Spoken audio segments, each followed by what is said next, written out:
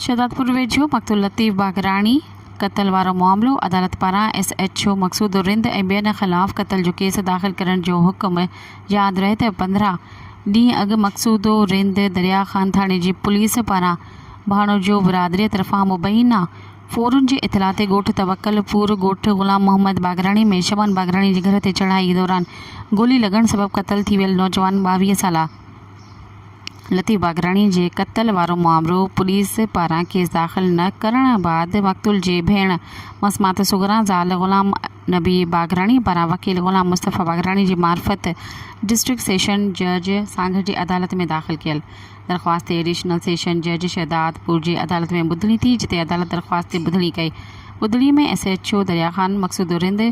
जाबर हुसैन लाहौरी मंज़ूर कीरियो in charge Jatiya PP Ali ॾिनो Zardari police एहलकार